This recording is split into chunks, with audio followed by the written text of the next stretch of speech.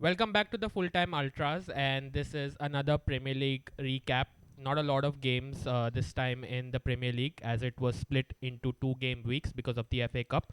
But we are here to review the top 3 games of this weekend, and we've got the usual gang with us back together. Aditya, better weekend for you. Yeah, a win, a hard fought win, but yeah, we'll take the 3 points. Yeah, you have to take the three Yeah. points. And Raghav, a little bit frustrated. Of course, man. We'll Yeah, mixed emotions. Glad we didn't lose, but lots to talk about. frustrated we didn't win. There was a stat which was it was pretty close where Mhm.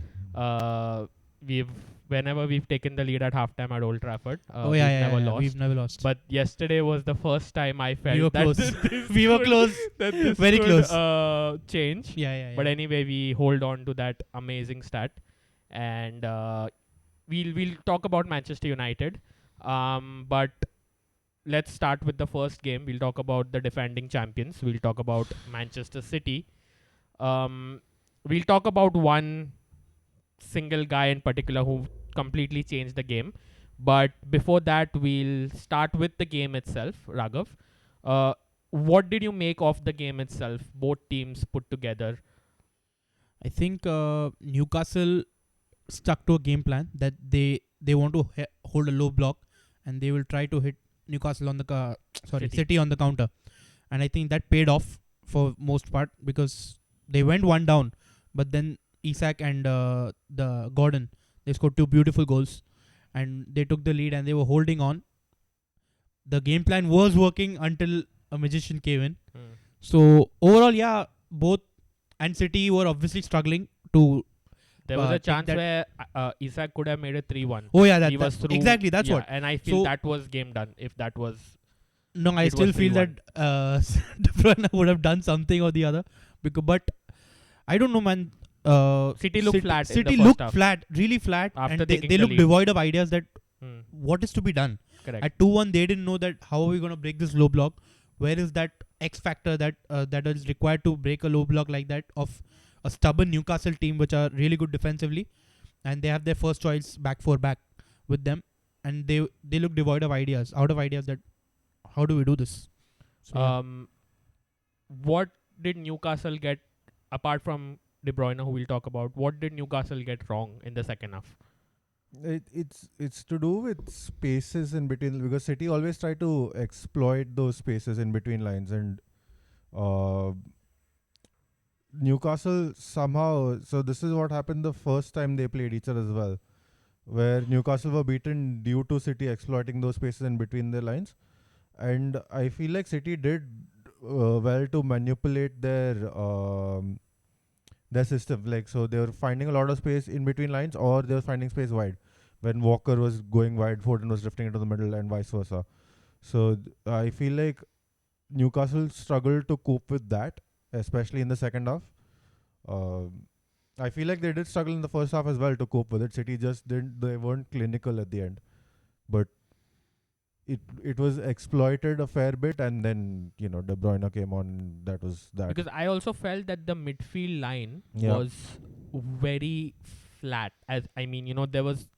I think in this game they lacked someone who could hold the midfield. I know Yeah. they don't play that way, No, they don't. but their midfield was like really static, and then you could see that Foden and Alvarez were occupying those spaces that a defensive midfielder could cut off, yeah. and then that was you were getting like midfield overloads in the middle, Yeah. and then the spaces out wide Yeah. that De Bruyne came and exposed. So do you Yeah. think Eddie Howe could have been like, we need our midfield, like we need someone to drop in a little bit deeper? No, that's always the risk, no, because City always tend to overload that middle because they go into that 2-3-5 and that one person just keeps floating. And City also did a good job of pinning the defenders back so that they couldn't jump out and help. And it was 3 versus 3 in midfield, so like you can't really. I don't know if you would have expected a midfielder to drop back, because you don't want to lose that 3 versus 3. But then the defenders also couldn't jump up, and because of the width provided by Walker, the fullbacks also couldn't. There were a lot of occasions where Dan Burn was caught in between Foden and Walker, and I think the first goal does come from a situation where Dan Bone's too tight, and that leaves Walker quite clear out wide. So I don't know how Eddie Howe could have coped with that. Maybe you'd need more bodies dropping Maybe from. he missed Joe London as well. Yeah, in this actually. game. Mm. Yeah. Yeah, someone Yeah. like one of those more physical kind of work rate kind of guys. Who could win the ball? Yeah, maybe like they needed like guys like Gordon to track Walker all the way. That could have helped. But that's probably the only solution I can think of for this. Raghav, just quickly, I want to ask you this question. I want to throw it to you. Obviously, the best striker in the Premier League as of now is Erling Haaland. But in terms of technique, can you... I'm not saying goals, and he doesn't have the records or the stats to back him. But technically, Isaac is up there, right, as a striker? Because that goal was fantastic, the way he controls it. And to go and to take on someone like Walker is another feat, and to get inside into space and hit that shot. Technically, he's such a good striker. It's only his fitness issues that are Of the course, problem. I actually really like Isak as a player because he's your the number 9 who will run the channels. He'll get in behind, but he's also the kind of guy who has a physical presence. He can hold up the play and bring others into the play. He's quick. Yeah, he has the pace. But one thing about the goals that we're ignoring the Gordon run. Yeah. Because so Walker gets drawn by Gordon. Walker gets drawn by Gordon A little bit towards the end. Yes. Just to give that split second And for then Isak, that creates the space. Yeah. But that you can't That allows Isaac to come in. you can't underestimate the finish. That's Yeah. top bins. Ederson, no chance. Sorry, Ortega. It's Yeah, all Ortega, Ederson no went chance. out, Yeah. But Ederson was not saving that as well. oh no, No chance. Yeah. I nobody's saving that. Yeah. That's too good a finish. Brilliant finish. And yeah, I really like that striker, man. I really like that Yeah. player. He's really good. He's if he quite can, Yeah, he's quite complete as a striker. Like he also has really good dribbling and ball control. So Yeah. that's just you don't see that often in like those type of like those target men or like those proper nines. They don't touch, but he's got speed. He's got height. He's got flair. Yeah, exactly. He's got a bit of everything. So that really He's does also help in the versatile favour. because when if Wilson is coming in and Gordon's not fit, he can play off the left. Yeah. Then that gives Eddie Howe some options as to tinkering with the front three. Yeah. I think it's only fitness that he needs to work exactly. on. And Exactly. talking about fitness, there's this particular guy who came in and completely changed the whole dynamic of the game. Yeah. Kevin De Bruyne. Now we know what he's all about, right? We've seen it over the years. He's arguably been one of the best midfielders to grace the Premier League. Technically, on the field, off the field as well, brilliant human. When he comes in, City are in a place that's you're thinking eyebrows are raised. You're like, yeah, there's something wrong with this side.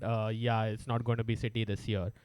And then when De Bruyne comes in, and he comes in to take that free kick, and I'm thinking he's putting this free kick in. Yeah. It's Oh, of meant to course. be, Yeah. right? It's meant to be. And then when he doesn't he hits that at the wall, and I'm like, yeah, okay, yeah, But then he completely changes the game. Aditya, you've been a big fan of De Bruyne.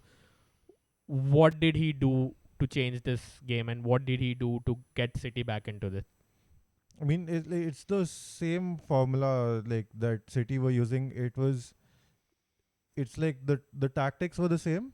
What changed was Foden went out wide, Walker came into the midfield, and De Bruyne was the man in between the lines.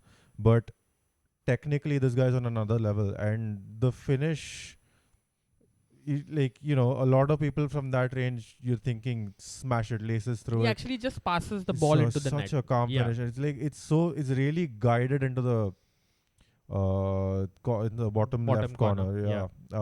It kind of reminded me of I think it was Torre was against Newcastle as well in 2012, where he goes on a run and like he just like curls it with his right foot into the right corner this time, but like it's like one of those.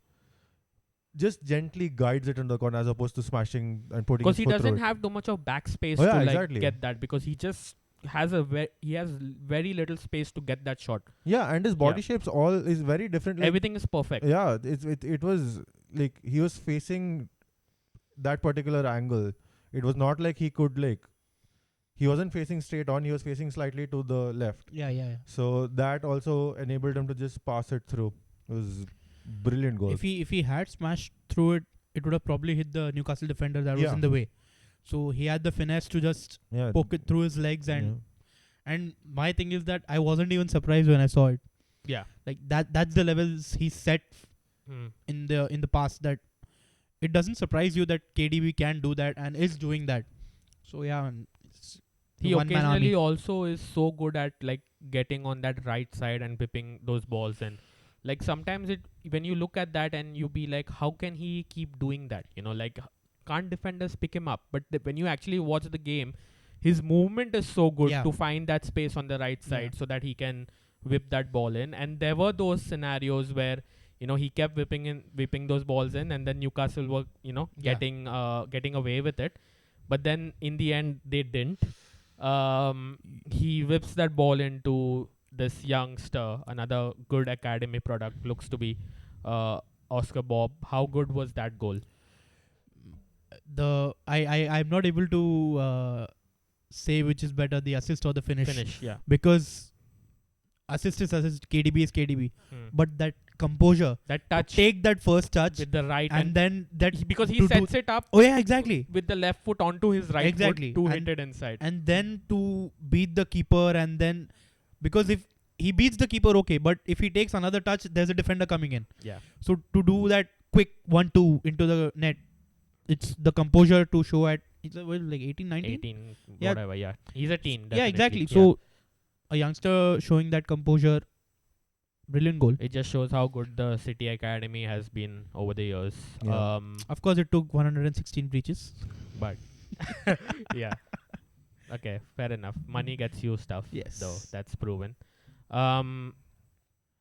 What do you make of City overall? Like, this is the exact scenario. This Yeah. is the exact reason why they've been champions, because of the options they have. If something's not going their way, they have like plan A, plan B, plan C to get on and change the game. And two players who are returning, one has already proved his worth. The robot has to come back as well. It's looking like City could. It's looking like a start of something Yeah.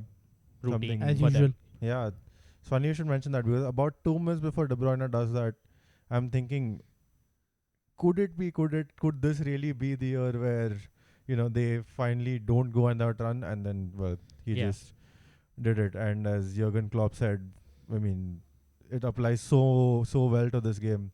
Kevin De Bruyne is returning, the whole country is shaking because, Oh, of course. Yeah. and yeah, I think we are seeing the start of that kind of new post New Year run that they go on, Mm. where they go like a good 10-15 games unbeaten, picking up maximum points most of the time Beginning of the end. for everyone else. Yeah. So yeah, it was an amazing result for Manchester City. It's not difficult to go to St. James's Park and get 3 points, and the way they did it is definitely going to be demoralizing for the likes of Arsenal and Liverpool, knowing that De Bruyne is back and he's putting in the performances as well, and plus they've also got Haaland to come back. So it looks good for City, but it does not look good for their opponents. We'll move to the other half of Manchester. It was a Zaruri Zaruri, yeah. It I was mean, you all it was didn't a really lose. good No, yeah, game of course. to watch, just- and I think just for the the jokes. most discussion would be there in this game, I feel. Like I said, for the neutral, really good game to watch. The intensity was pretty high. I'll start with you. I'll give my thoughts on it. What did you make of the game? What did you make of Manchester United? I seriously don't know, man. Attacking wise, we had some bright spots, but our set piece defending was terrible. Both the goal and the way we've conceded the second goal, how open were we? And there was no tracking back. The inverted fullbacks were able to exploit the spaces in midfield. The midfield was too open. Eriksen was poor. He was not able to cover the spaces. Defensively, I don't know, man. I think we It were was a okay very- defensively. We were okay defensively, but yeah. I'm finding it really strange that we didn't lose, because that's how much threat Tottenham carried going into this game and while the game was going on. Pedro Porro was like whipping in crosses for fun. I think the amount of corners that they had and the general open play crosses that he could take. And I don't know, man. Like, I would like to know your thoughts more than anything. For me, it's a bit of both. It's a Yeah. bit of we didn't play well, number one, and number two is that this is where we are at the moment, right? Yeah. It's very hard to kind of make note and Exactly. make conclusions out of this, Exactly. because this exact game last year with Harry Kane and Son and I Yeah. know Tottenham had a poor season, Yeah. but We dominated. we played them off the park. Exactly. Like, if that was like a schooling of sort, that Exactly. 2-0 was not a fair reflection Exactly. of what that game was. And that was like basically little bit of the same team. Fred was there in that game. Yeah. Fred was really instrumental. And I think that's where we miss someone in midfield. Like a Fred. Yeah. I think Eriksen was really flat. He was But really flat. Going back to where we are at the moment is we are not in a very good place. I think the difference between both the teams in this game was the conditioning, Yeah. because the reason why Tottenham had so much of the ball was because of also the ability of how quick they were to win the ball back Yeah. when United Yeah. had it, Yeah. right? Yeah. And on the flip side, when Spurs had the ball, you could literally see how poor we are because we cannot cover those spaces to get Yep. the ball back quickly Yep. from them. So what do? We stay back. We hold our shape and we look to hit on the counter, Yeah. right? Yeah. Because conditionally we are not there, right? And also on the ball, they are a team that are drilled better. Yeah. They look like they are drilled better. Yeah. Maybe it's the new manager bounce, because we were Yeah. that side last season, like how they are right now, Yeah. because it looked like Ten Hag was doing something, Yeah. but now we've regressed, and for them now it looks like Postecoglou is Postecoglou. doing something, and we'll have to see how it goes. But I think that was the biggest difference, is that we looked lethargic a little bit. We stuck to a plan that I do not want to see counter-attacking. But I do not want to blame Ten Hag as well, because he does not have a side at the moment that can Yeah. retain the ball. This entire side is Yeah. built on counter-attack. And people say that, Ten Hag was bought in from Ajax to play the Ajax way or the Yeah. Dutch way, the total football, Yeah. to keep the ball, right? But you should have the team to play that way. You should have the individuals to play that way. And I don't think 2 transfer windows is going to help him, Yeah. get that. But the knives are out for him, definitely, is what I have noticed. Because if this was a loss, I think it would have been like the people would have been out for him, like how is he here? Because Spurs dominated possession, so many corners. We had 30-35% possession, which is for a home team against a team that does not have Maddison, Son, and Kulusevski as well, is not acceptable. So that And has their to midfield, main midfield. that has to be pointed out for me. So I think that the performance was not up to the mark. In no way should Spurs be dominating. They didn't have much chances, but they shouldn't be dominating us tactically. They shouldn't at Old Trafford. If that's at True. their stadium, I get True. it. It's an away game. But at Old Trafford, they shouldn't be dominating our midfield. I think we didn't have a blueprint of how there was no playing style. There was a playing style. There was get the ball and feed Rashford up front. But That was basically it. that's not a healthy, sustainable way to play. It's not, but that's what we have right now. So until and unless you do not see this is a rebuild. So you cannot clear a style of play, in 2 windows. It has to take 5 to 6 windows to establish. It starts right from the youth system, right? How players are playing in the youth system right up to the first team.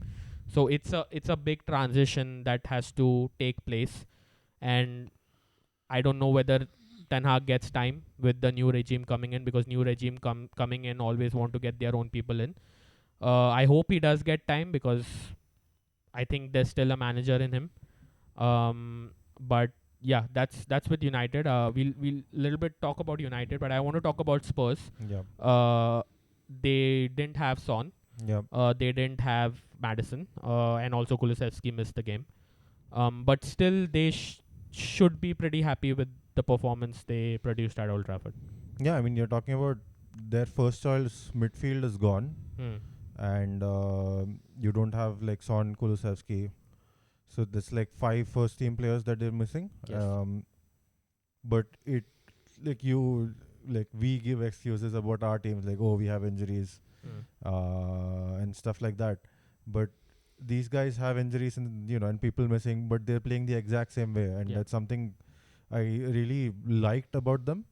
And your midfield really got pulled apart a lot by these, by Højbjerg, Skip and Bentancur.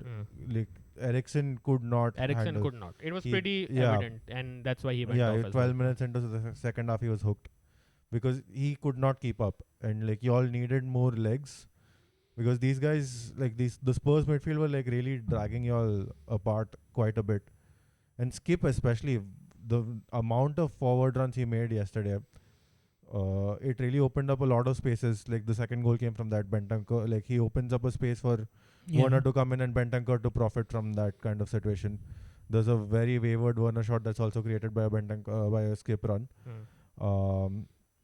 But I do like watching this Spurs side. It's such a refreshing thing, and Spurs fans must be enjoying it.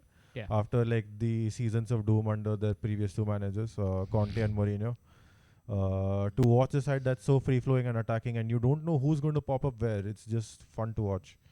So yeah, I mean, they must be pleased with the performance. I don't know if they'd be pleased with the result, because as Raghav mentioned, United set piece defending was suspect. Yes.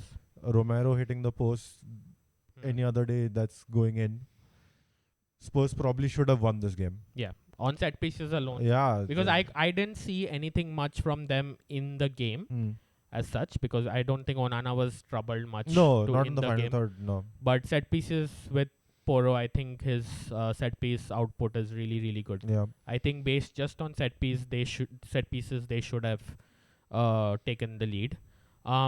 We could have won it at the end as well. Oh, yeah. Do you think McTominay could have done more? Should have done better, or I don't know, man. He's timed his jump well. He's just failed to keep the header down, which he should have. I just felt that the cross was a bit, just a bit, he had to go like this. He had to go a little bit behind to take that header. So I don't know, but he probably should have scored. For me, he has to score. I mean, it's a free header. I felt as well. Yeah, it's a free header. I don't think it's too high for him. I feel like he's timed his jump wrong. He's pretty much got the perfect opportunity to score. He has to score. For me, he has to score. He's the run's really good. He's found himself a bit of space in between 2 Spurs players, and he's wide open. I feel like he has to score, and I think you feel the same. Yeah, I think if it was any other player, I would be like, yeah, it's okay. But if it's McTominay in that position, and that's what he can only do. Yeah. So he's 6'4", man. Come on. Yeah, and that's the only thing he has in his game is score goals. Yeah. Apart from that, he can't do anything. So that's what we expect him to do, and that's what he didn't do. And I thought his ability, he should put that in. Another debate was there was a penalty shout for United. It was Udogie on Garnacho. Practically puts both his Udogie puts both his arms onto Garnacho and pulls him back. What did you make of it? You don't know what's it's such a risk. You don't know what's going to be given and what's not. For me, if he had held on for just 1 more second, that's slam dunk. That's going to go. Either the referee or the VAR is going to give that as a penalty. But yeah, I mean, you don't know what's we'll talk about another incident later, which again, one of the softer ones where you normally wouldn't expect a penalty to be given, but you in this day and age, anything's been given as a penalty. So For other teams, for penalties to be given, you have to hold on for 1 second longer. But City get them 2 seconds prior as well. That's what I was gonna say. That What did we- you make of it? I think referee was. It's just vibes and how the referee feels about the incident. Because Højlund on Rodri is a penalty. Gabriel on Højlund is not a penalty. Garnacho on Udogi is not a penalty.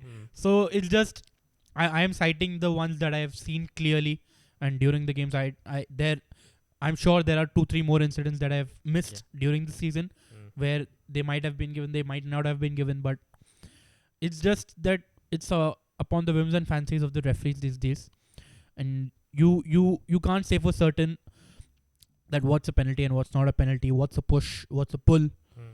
So I mean, there's nothing. I seriously don't have any opinion on this because there's no point.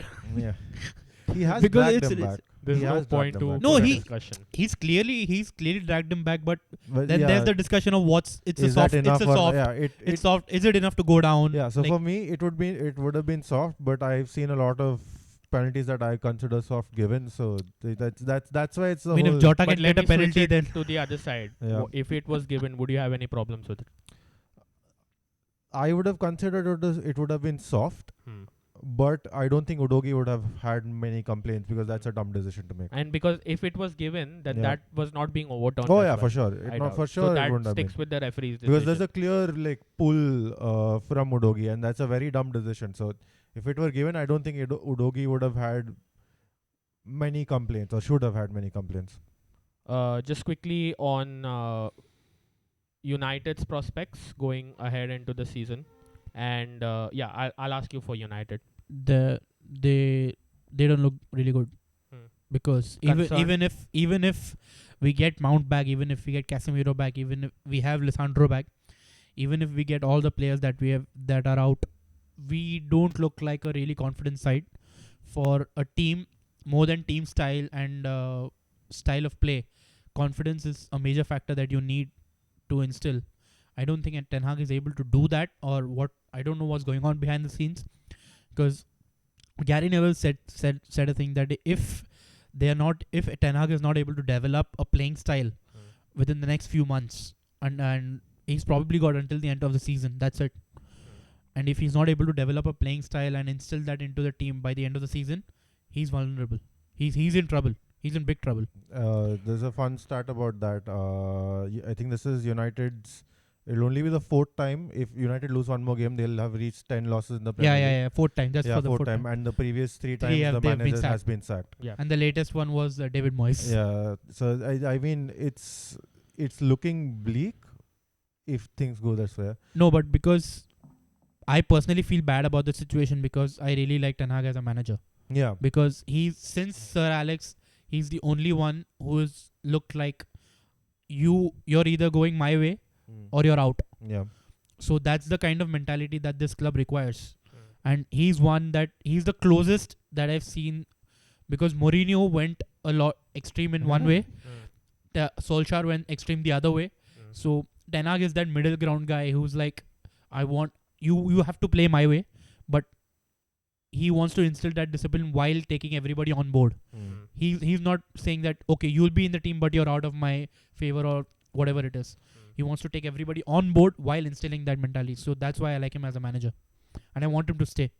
Yeah, I think definitely I second your point as well. I think we've all been there. We've had this chat as well on the group that players nowadays have too much of power in the dressing room. Yeah. And managers have been questioned like as if they cannot get results immediately. The questioning is like as if they are in court, and they are like they are like suspects to like a big murder or something, like the way they've been questioned. And I think the only example I feel is why United should stick with Ten Hag is what Arsenal did with Arteta, because it took time for Arsenal to see how Arteta wanted them to play. It's a transition. Yeah. It's not going to happen in, like people say, like Gary Neville says that if he cannot do something in 6 months, he should go. it's what is where is Gary Neville coming from? Like Gary Neville couldn't do 6 months at Valencia. He couldn't do that, right? And you are over here at a big platform saying that if he cannot instill at a club like Manchester United, where there's so much of politics, where there's so much of player power, if you're saying that this manager should have only the next 6 months to do something, right? Then there's something clearly wrong, right? Yeah. You have to give the manager backing. You have to give the manager the right framework to work under. You have to have the right people on top to back the manager to say that, oh, this is not right. Then we turn it around. We get another player. Pep Guardiola, it took him 2 keepers to find Edison, Yeah. right? It Yeah. took him 2 keepers to find Kyle Walker, Yeah. right? So Ten Hag as a manager is going to get things wrong. Managers are going to get things wrong, Yeah. right? Yeah. Fergie nearly got sacked, Yeah. right? Yeah. Before he could turn things around. Exactly. And that's where I feel that not only Ten Hag, we'll talk about Chelsea, that's why managers need to be given time. They need to be backed, right? Because if managers get sacked, there's a mentality in the players that's saying, managers will go only, Exactly. right? Exactly. We are here to stay, but if nothing's going to happen to us. Exactly. So that's why I'm going to be really controversial over here and say that what I would like to see United do, maybe I'm going ahead, what I would like to see United do is make a really, really big sale in the summer. A really controversial sale that makes the eyebrows go like, whoa. I'm not going to take any names, but I can see maybe who you're you know pointing who to. I'm hinting to, Yep. right? I know. It's just to show that we back the manager and no one is safe. So if you do not perform this way, you're out. So I feel that's what I would like to see from Jim Ratcliffe and Ineos coming. Do I think that will happen? I don't know, because it's always easy to fire the manager because that's minimal damage limitation, easy on your pockets. So yeah, that's what I would like to see. Quickly, I just wanted to ask a quick question about Rashford yesterday, because he did get his first goal at Old Trafford this season, but a lot of questioning on his body language, as he mentioned. Porro was running wild down that right wing, and there was a particular instance where Rashford's just jogging back while Porro's in the running first with the half. ball. But in the first half, that's tactics. Yeah, but then the crowd starts booing. So what do you make of basically Rashford yesterday? Because I feel like he had the goal was good, a good finish, but also equally he had like a few really poor decisions that we've come to expect from him off late. Exactly. So that's always been the thing with Rashford is it's also partly down to the tactics that United were adopting, where you want Rashford to be higher up the field. You don't want Rashford defending. That's what Tim Sherwood said in his mid. And I'm like, how do these guys are even... Okay, maybe it's tactics, but you could clearly see that Van Bissaka had 2 players on him, right? So it was literally, he was Porro and Brennan Johnson were doubling up on him. So that was playing fire with fire, right? And that's something I do not want to see, right? I want both of my wide men to be equally involved in the game, right? And in terms of body language, I think he doesn't look fit. He jogs back because he wants to conserve his energy when he gets the ball, and he wants to use that energy when he's attacking his goal, right? So he's attacking the opposition's goal. So I think it looks a little bit lazy. But I can understand why the Old Trafford crowd did it, because we do not want to see that. We do not want to see people jogging.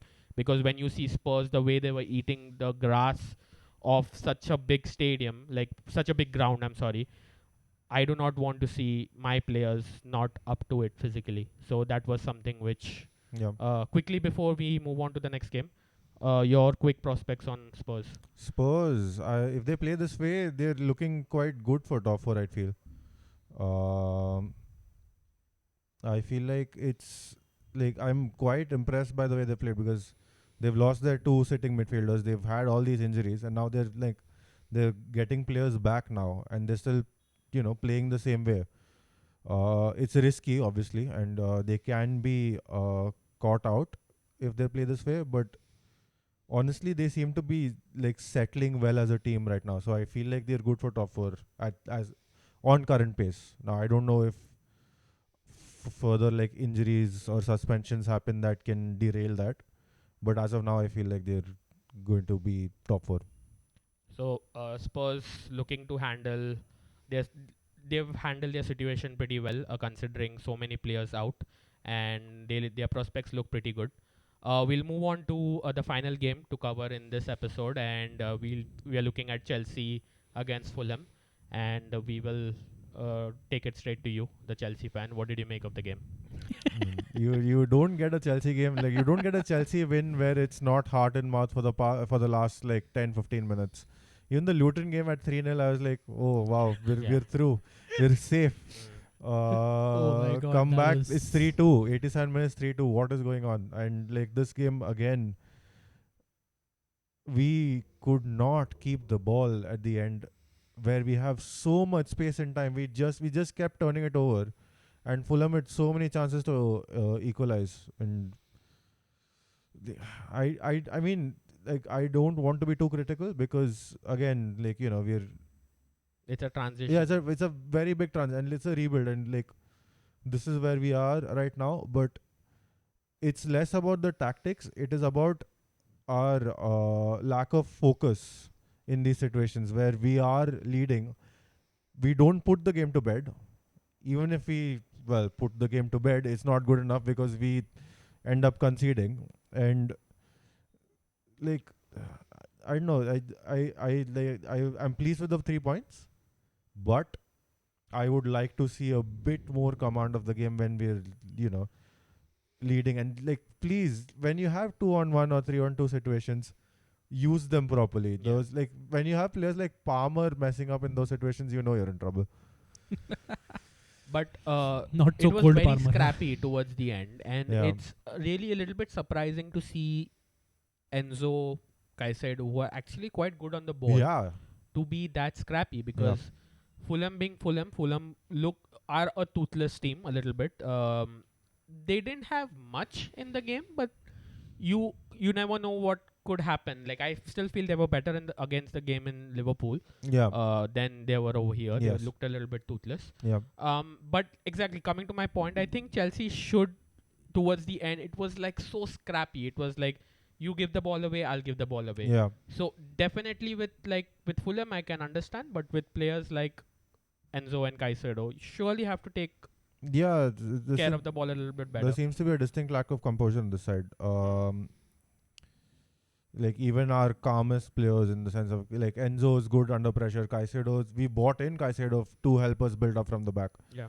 So when you have these guys like making poor decisions and giving the ball away cheaply in dangerous areas, no less, it's a problem. I think they'll learn to play together. I guess I feel like maybe there's still a lack of cohesion, and I think that will just come with more games. But yeah, I would like to have like a peaceful win for once. We all would. Yeah. Your quick thoughts on Chelsea? I don't know, man. This team looks a pure transition team, and they look like they've bought players, then they've regressed. Like, Caicedo was one of the top talents in the Premier League while he was playing at Brighton. He doesn't look the player that he was at Brighton. Same goes for Enzo. Palmer seems to be a really good buy. He's excelled in this He's team. their best player. He's the best. He's excelled. Since he's come in, he's excelled. Only God knows if he was at City, then what would have happened. But I don't know. He wouldn't have played. Huh? He wouldn't have played. So apparently, If he had played at City, then yeah, no, But they he wanted him wouldn't to have played, they that's why wanted he's him to at go out Chelsea. on loan basically, and he wanted to either Ah. stay or leave. No, so he he said he wanted to go out on loan. Oh, sorry, yeah, he wanted But to go out they on were loan. like, you either stay or Stay? you leave, Yeah, or which leave, is like sorry, an yeah. indirect Oh. way to say कि भाई निकलो मेरे को पैसा चाहिए. हाँ. So They did get a good breaches amount. Yeah. cover करने देना. yeah, But this team looks a bit sus, where they shouldn't be. I don't but think in the that end, like, Poch. that's what I'm saying. They got the points. That's what a team like this. That's what matters. Hmm. Because when you're in the position that Poch is, he's like building a team, And He's so much pressure on him. and so much pressure on him with a owner like Todd Bowley, who'll And take also the radical fans who'll take and- radical decisions, like and also with fans take split- and, yeah, and the pundits as the well. Chelsea fans, Hmm. the impatience that they show, and a radical owner like Todd Bowley. Poch, I think, he's like on the surface. Getting He can by. down at any time. He can come up. Like, it's difficult to assess Chelsea at this moment for me. I don't want to assess Chelsea because if it goes wrong, आएगा बहुत banter आ जाएगा. करना ही नहीं है. They're in a situation where you don't know. Like Chelsea are a team No, yeah, like exact- United at because the they moment where could- you don't know what's going to happen. They could excel because they could go on a run of like 5-6 games winning run. They could just click like this. And if Nkunku comes back and he hits the ground running, then you never know what could happen with Chelsea. Yeah, I mean, like that said, the criticism, I mean, is justified. But we spoke about this earlier in the season where we said Chelsea are playing well but not getting results. At least you're getting results now. They and that's should. Exactly. Yeah. Exactly, and I think that is also important and needs to be highlighted. I think not It just playing well and takes the getting pressure off a little bit. Yeah, but Yeah. like to your point about rest, that's what I was going to come into, where it looks like we are in control for like 60, maybe 70 minutes, and then when we are not able to take those chances or like create anything tangible, a sense of like unease sets in, and like Yeah. it slowly builds into panic, and that leads to what we see towards the end of games, where the other teams like basically camped in our box and we're just clearing it for just to get it away. And another positive from this game, I think Petrovic is Yeah. really proving himself to be ready for the Premier League, in the sense that again when he's being called upon, he's delivering. Do you want him to stick in the side when Sanchez is back? That's a very interesting. I think Poch has a problem, and I can't call it right now. I I think was- Petrovic is probably He looks like the better keeper. yeah. I was going to say that because I would stick with Petrovic because the confidence Yeah. that he has. He's quite good playing off the back. He's better than Sanchez. No, exactly. He's Yeah. really good, and as a shot stopper as well, he's really good as a shot stopper, and playing out from the back. That I think Poch wants to instill that mentality as well. Yeah. He wants to play out from the back. Then if Petrovic is better than Sanchez in that sense, then it makes sense to stick with Petrovic even when Sanchez is back. Because and I don't think Poch has defined a designated number one. Sanchez is his number one. Was his number one? Number one, right? Sanchez. no, so like I mean, he played at the start, but like that's also because we had seen nothing of Petrovic. Oh, yeah. Now, given the performances Petrovic is putting in, I don't know if he gets out of it unless he makes like a really I big don't mistake. feel he should. He Because shouldn't. he shouldn't. Yeah. Play based on Exactly. he won you all the Luton games. But if single-handedly if he towards the does, end. the confidence hit that he takes will be massive. Yeah, I think he has to play. Exactly. He has to It's his continue. It should be his spot to lose. Yes. Exactly. Is I what agree with feel. that. Exactly. And y'all play Liverpool next, I think. Yeah. Um. I mean, after a couple of cup games, but yes. Yeah. 2 weeks, I think. Yeah. Yeah. So what I think definitely now these are the games where y'all have to take the next step, and because if you're looking at finishing in the top 4, it's going to be very difficult. But if y'all want to finish in the top 4, it's the big sides now that Chelsea have to start not only playing well against, but also start beating as well. Yeah, I mean, I think like we haven't particularly struggled against the top sides much, except I mean, like we lost to y'all, and like Spurs handed it to us for a bit, but in general we've held our own. Like we held our own against City, we held our own against Liverpool, and we should have won the Arsenal game. So it seems weird to say, and it might come back to bite me, but it's not so much the top sides that concern me anymore than it is like the teams that sit off and let us into like 2/3 of their half, but then block off the box and the goal, Yeah. because that's where we really struggle. That said, I mean, Liverpool's always going to be a tough game, and anything can happen. We've drawn with them for 50 million times already now, so I'm leaning towards draw, but anyway, yeah. Right, you're right. Like we need to start making up ground on the sides that are above us to really get into a top 4 situation. Big game coming up against Boro as well. Yeah, God knows what will happen there, because Boro are going to be camped. They have a lead to The protect. bridge. It's at the bridge, but it's like, so my thoughts before the Boro game was that it'll be difficult, But the one thing we can't allow is for them to take a lead to Stamford Bridge, because they know that they can shut up shop, and the crowd starts to get frustrated very fast. So once you take the crowd out of it, we're pretty much flat. I don't know. I don't have I think we can do it, but I don't know if we will do it because it's of how we struggle against those sides.